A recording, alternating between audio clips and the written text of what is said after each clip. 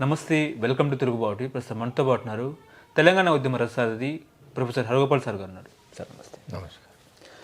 Sir, మాజీ ప్రధాని మన్మోహన్ సింగ్కి భారతరత్న ఇవ్వాలని చెప్పేసి నిన్నటి అసెంబ్లీ సమావేశాల్లో ప్రభుత్వం తీర్మానం చేసిన పరిస్థితి. కాకపోతే ఏంటంటే ప్రతిపక్ష హోదాలో ఉన్న వ్యక్తి కేసీఆర్ నిన్న అసెంబ్లీకి రాలేదు, స్పీకర్ ఫోన్ చేసినా కూడా కేసీఆర్ అసెంబ్లీకి రాలేదు అని చెప్పేసి ఒక చర్చ నడుస్తుంది. సో ముఖ్యంగా భారత మాజీ ప్రధాని ఆర్థిక సంస్కరణవేత్త అయినటువంటి మన్మోహన్ సింగ్కి నిజంగా భారతరత్న ఇవ్వాలంటారా? అంటే ఏం చెప్తారు సార్? అంటే మన్మోహన్ సింగ్ గారి సరే ఆయన మరణము మధ్యన జరిగింది కాబట్టి మొత్తంగా మీడియా, దేశంలో రాజకీయ పార్టీలు, ప్రతిపక్ష పార్టీలు, అధికార పార్టీ, బయట ఆర్థిక శాస్త్రవేత్తలు చాలా పెద్ద ఎత్తున మన్మోహన్ సింగ్ గారికి వీడ్కోలు చెప్పడం కానీ లేదా ఆయనకు నివాళులు అర్పించడం కానీ జరుగుతున్నది.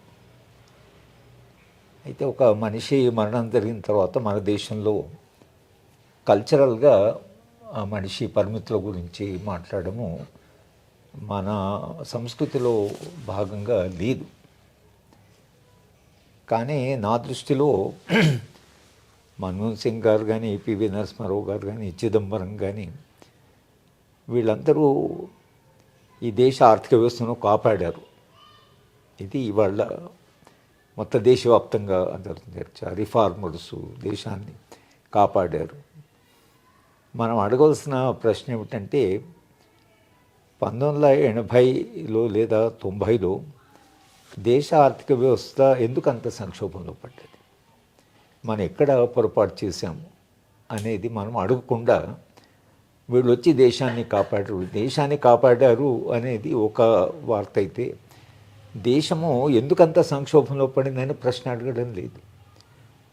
1980లో ఆర్థిక సంస్కరణల పేరు మీద వచ్చిన అభివృద్ధి నమూనా ఏదైతుందో అంతవరకు దేశంలో 3% రేట్ ఆఫ్ గ్రోత్ ఉంది, 2.5% రేట్ ఆఫ్ గ్రోత్ ఉంది. ఈ దేశంలో అభివృద్ధి ఏదైతుందో రేటు చాలా తక్కువగా ఉంది, సంపద పెరగడం లేదు అనేది.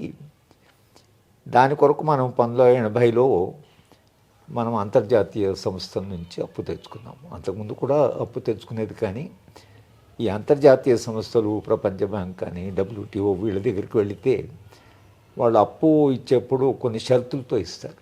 అప్పు అంటే సాధారణంగా ఇప్పుడు మనం అప్పు చేసామనుకోండి, అప్పు ఇచ్చిన వాడు ఎంత వడ్డీ ఇస్తారు అనేది మనం ఆ వడ్డీ ఇవ్వాలి.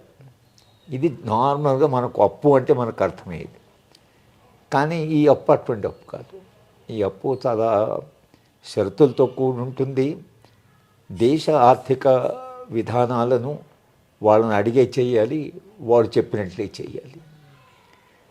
వాళ్ళు మనకు అప్పిచ్చినప్పుడు జాతీయ మార్కెట్ను ఓపెన్ చేయమని అడిగారు. మన అంతవరకు మనది ప్రొటెక్టివ్ ఎకానమీ, మన పారిశ్రామికవేత్తల్ని కాపాడము, తర్వాత అంతర్జాతీయంగా మన దేశంలోకి దిగుమతి చేసుకునే వాటి మీద చాలా సుంకాలు వేయడము, సాధ్యమైనంత వరకు దేశంలోనే ఉత్పత్తి పెంచే ప్రయత్నం చేయడం, అంతవరకు అభివృద్ధి నమూనాలో ప్రాజెక్ట్ కట్టడము, IIMs పెట్టడము, IITs పెట్టడము. ఇది 1950 నుంచి 80ల దాకా 35 ఏళ్ళలో జరిగిన అభివృద్ధి నమూనా. కానీ 1980కు వచ్చేవరకు మనము లేదేదో మార్కెట్ ఓపెన్ చేయాలి, మన ఆర్థిక వ్యవస్థ వేగంగా అభివృద్ధి చెందడం లేదు. వేగంగా అభివృద్ధి చెందాలంటే మనం అంతర్జాతీయంగా కొంత అప్పు తెచ్చుకోవాలి, పెట్టుబడి తెచ్చుకోవాలి అన్నప్పుడు మనము మార్కెట్ను ఓపెన్ చేయమన్నారు వాళ్ళు. మన దిగుమతులు పెరిగి మన దేశంలో సంపద సృష్టి తక్కువ ఉంది, పారిశ్రామికంగా మనం అభివృద్ధి చెందలేదు. మనము ఎగుమతి చేయడానికి మన దగ్గర వస్తువులు ఉత్పత్తి జరగడం లేదు. కనుక ఎప్పుడైతే దిగుమతులు ఎక్కువై ఎగుమతులు తక్కువైతాయో అప్పుడు బ్యాలెన్స్ ఆఫ్ పేమెంట్ ప్రైస్ అంటారు. అంటే మన దేశంలో ఉండే ఫారిన్ కరెన్సీ ఏదైతుందో అది తక్కువ ఉండిపోవడము, వస్తువులు వస్తున్నాయి షిప్స్లో, మనం దిగుమతి చేసుకుంటున్నాం, కానీ మన దగ్గర ఫారిన్ ఎక్స్చేంజ్ లేదు. అప్పుడు మనము మన దేశంలో ఉండేటువంటి బంగారాన్ని, రిజర్వ్ బ్యాంకులో ఉండే బంగారాన్ని అంతర్జాతీయ మార్కెట్లు అక్కడ తీసుకెళ్ళి అది వాళ్ళు మన్మోహన్ సింగ్ గారు కానీ నరసింహారావు గారు కానీ అప్పుడు రిజర్వ్ బ్యాంక్ అని చేసిన పని ఏమిటంటే మన దేశంలో ఉండే బంగారాన్ని అంతర్జాతీయ మార్కెట్లో తీసుకుపోయి మనం కొంత అప్పులు తెచ్చుకున్నాం. తర్వాత ప్రపంచ బ్యాంకు దగ్గర నుంచి వెళ్ళినప్పుడు వాళ్ళు మనకు అప్పు ఎంత అప్పు అడిగినా ఇచ్చే అప్పుడు, ఎందుకంటే దేశం ఇంకా అప్పటికి అంత అప్పుల్లో లేదు కానీ ఇస్తారు. కానీ వాళ్ళు ఇది లిబరలైజేషను ఇది చేయాలనడంతో 1990స్లో నరసింహారావు గారు మన్మోహన్ సింగ్ గారు వాడు మన జాతీయ దీన్ని మనం రక్షించారంటున్నాం. మన దేశంలో ఉండేటువంటి ఆర్థిక వ్యవస్థలో సంక్షోభం ఎందుకు వచ్చింది? సంక్షోభం కూడా ఈ పాలసీ వల్లనే వచ్చింది. సంక్షోభం కూడా దిగుమతులు ఎక్కువ ఎగుమతులు తక్కువ కావడం వల్లనే వచ్చింది. పరిష్కారం ఏమిటి? మన దేశం ఉండే పరిశ్రమలు పెంచడం, మన దేశంలో పారిశ్రామిక చైనాలాగా పారిశ్రామిక ఉత్పత్తిని పెంచి ఎగుమతులను మనం పెంచుకునే దిశగా పోవాలి. కానీ మన దిగుమతులను తెచ్చుకుంటూ అప్పు తెచ్చుకొని దిగుమతి చేసుకుంటున్నాం. కనుక ఆ సందర్భంలో వీళ్ళు అప్పుడున్న సంక్షోభానికి పరిష్కారం ఏంటంటే నిజంగానే పరిష్కారం ఏంటంటే ఇంకా అప్పుడు ఉన్న పరిస్థితుల్లో మనం అంతర్జాతీయంగా వెళ్ళి పెట్టుబడిని తెచ్చుకోవడము, అప్పులు తెచ్చుకోవడము. మొత్తము చరిత్రలో ఎప్పుడైనా ఒక ఎకనామిక్ రిఫార్మ్స్ వచ్చినప్పుడు గతంలో ఏం జరిగింది, దాని తర్వాత ఏం జరిగింది, ఇవాళ ఏం జరిగింది? 140-150 లక్షల కోట్ల దాకా భారతదేశము అంతర్జాతీయంగా అప్పులు తెచ్చుకున్నాము. ఈ అప్పులు తెచ్చుకోవడం కాక ట్యాక్సులన్నీ వాళ్ళు తగ్గించమన్నారు. ఎందుకంటే పెట్టుబడిదారీ వ్యవస్థను ప్రమోట్ చేయడం కొరకని, అందులో న్యూ లిబరలిజం ఇది, కనీసం పెట్టుబడిదారీ వ్యవస్థ కొరక.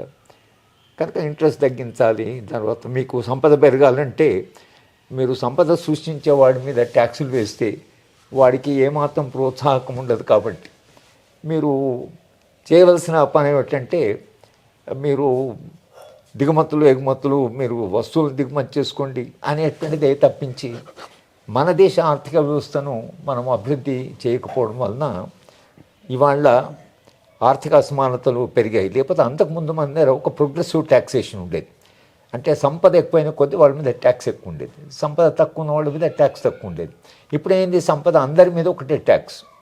బాగా సంపద ఉన్న వాళ్ళ మీద ఎంత ట్యాక్స్ కడుతున్నారు, తక్కువ లోయర్ మిడిల్ క్లాస్ కూడా అంతే ట్యాక్స్ కడుతుంది, 30% అనేది.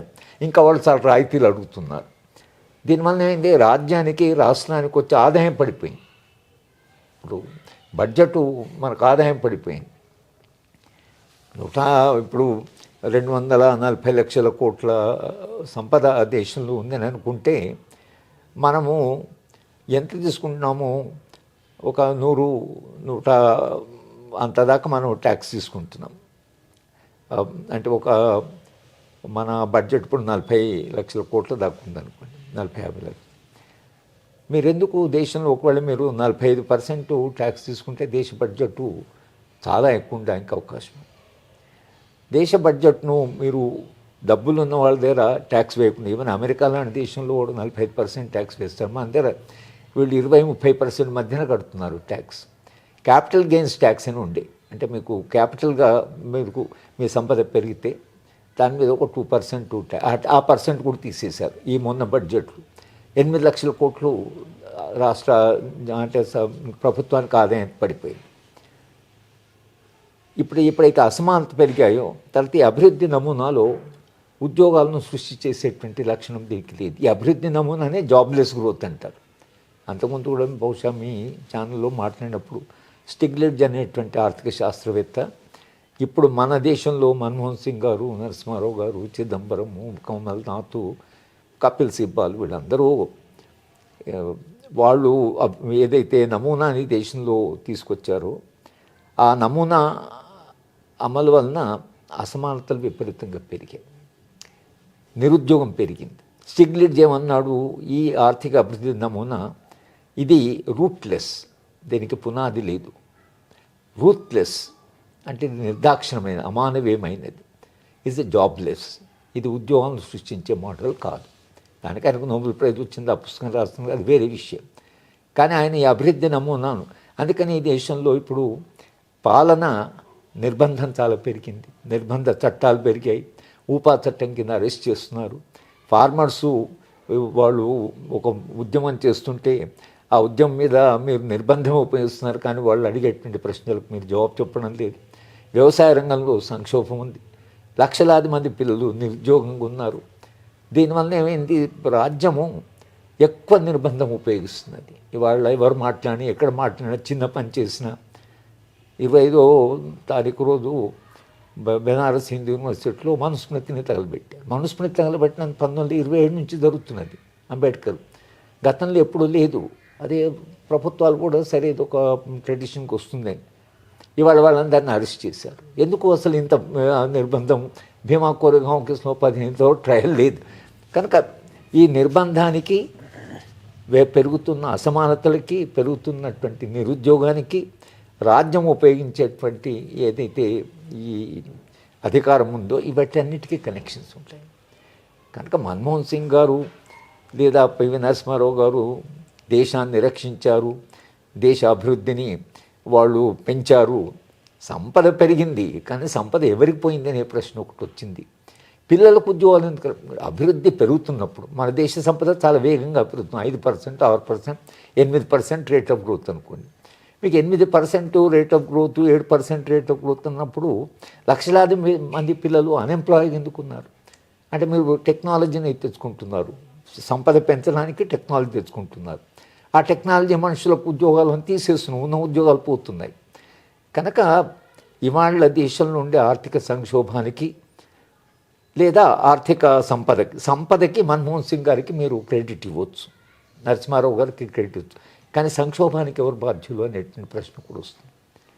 సరే, మన్మోహన్ సింగ్ గారి విషయంలో ఆయన పాజిటివ్గా మనం ఆయన గురించి చెప్పాలంటే, వ్యక్తిగతంగా ఆయన అవినీతిపరుడు కాదు, చదువుకున్నవాడు, బాగా క్యాంబ్రిడ్జ్ యూనివర్సిటీలో చదువుకున్నాడు, వ్యక్తిగత సంస్కారం ఉన్నటువంటి వాడు. తర్వాత పెద్ద అరోగెన్సు, పబ్లిసిటీ, తనకేదో తన గురించే తాను చెప్పుకోవడం, కానీ కొంత అందరినీ గౌరవించాడు, క్యాబినెట్ మినిస్టర్ని గౌరవించాడు. ఇవాళ ఉండే రాజకీయ సంస్కృతి ఏదైతుందో కేంద్ర ప్రభుత్వం కానీ రాష్ట్ర ప్రభుత్వాల్లో ప్రధానమంత్రుల ప్రవర్తన, ముఖ్యమంత్రుల ప్రవర్తన అవుతుందో దాంతో పోలిస్తే ఆయన చాలా సంస్కారవంతుడుగా కనిపిస్తాడు. అట్లా వ్యక్తిగతంగా ఆయనకు ఉండేటి ప్రొఫెసరు, యూనివర్సిటీలో చదువు చెప్పినవాడు, బాగా చదువుకున్నవాడు, కనుక సంస్కారం ఉంది మనుషులు, ఒక మైనారిటీ వర్గానికి చెందినవాడు. ఇవన్నీ కూడా మనం మన్మోహన్ సింగ్, ఇవాళ మన్మోహన్ సింగ్ని ఇదే భారతీయ జనతా పార్టీ ఇంత పెద్ద ఎత్తున ఆయనకు చేసి 1 వీక్ మార్నింగు ఇదంతా చేస్తున్నారు. కానీ సాధారణమైనటువంటి ప్రజలు గ్రామాల్లో ఇందిరాగాంధీ చనిపోయినప్పుడు కానీ, నెహ్రూ గారు చనిపోయినప్పుడు కానీ, అప్పుడు వచ్చిన స్పందన దేశంలో ఎంతమంది ఏడ్చారు, గ్రామాల్లో జనం ఏడ్చారు. ఆ స్పందన పేదవాళ్ళ నుంచి మనకు ఆ స్పందన కనిపించలేదు, సాధారణ ప్రజల నుంచి మనకు ఆ స్పందన కనిపించలేదు. కానీ రాజధానిలో పెద్ద ఎత్తున టెక్నాలజీ చూస్తున్నాం, టీవీ ఛానల్స్, మీరందరూ కూడా మన్మోహన్ సింగ్ గారి యొక్క ఇది చూపించారు. కానీ చరిత్ర మనిషిని ఇమీడియట్గా అసిస్ట్ చేయడం చాలా కష్టం. కానీ నా దృష్టిలో రేపు రాబోయేటువంటి ఇంకా పెద్ద సంక్షోభము వస్తే అప్పుడు చరిత్ర దీనికి ఎవరు బాధ్యులు అనేటువంటి ప్రశ్న అడిగినప్పుడు మన్మోహన్ సింగ్ గారికి ఇవాళ మీడియా, తర్వాత పాలక వర్గాలు, పెట్టుబడి, ఈ నయా పెట్టుబడి, అంతర్జాతీయ వాళ్ళందరూ మన్మోహన్ సింగ్ని గౌరవిస్తున్నారు. కానీ సాధారణమైన గ్రామీణ ప్రాంతంలో ఉండే ప్రజలు ఎందుకు మన్మోహన్ సింగ్ గారు చనిపోతే ఎట్లయితే మీడియా రెస్పాండ్ అవుతుందో సాధారణమైన మనిషి ఎందుకు స్పందించడం లేదనే ప్రశ్న కూడా మనం అడగవలసి ఉంటుంది. కనుక ఒక క్రిటికల్ అసెస్మెంటు, చనిపోయినప్పుడు మన దేశంలో ఎవరైనా ఆయన గురించి, నేను కూడా ఆయన 2-3 సందర్భాలు చూసినప్పుడు కానీ, లేదా ఆయన మాట్లాడినప్పుడు కానీ ఏదో జాగ్రత్తగా మాట్లాడేవాడు. అంతవరకు ఇప్పుడున్న రాజకీయ సంస్కృతి ఏదైతుందో దాంతో పోలిస్తే మన్మోహన్ సింగ్ గారు వ్యక్తిగతంగా ఒక అధికారంలో వాడిగా అహంకారం లేకుండా, అహంభావం లేకుండా ఒక ప్రధానమంత్రి, ఒక బ్యాలెన్స్డ్గా, మెచ్యూర్డ్గా ఉన్నాడు అనేది మాత్రం మన్మోహన్ సింగ్ విషయంలో మనం చెప్పాలి.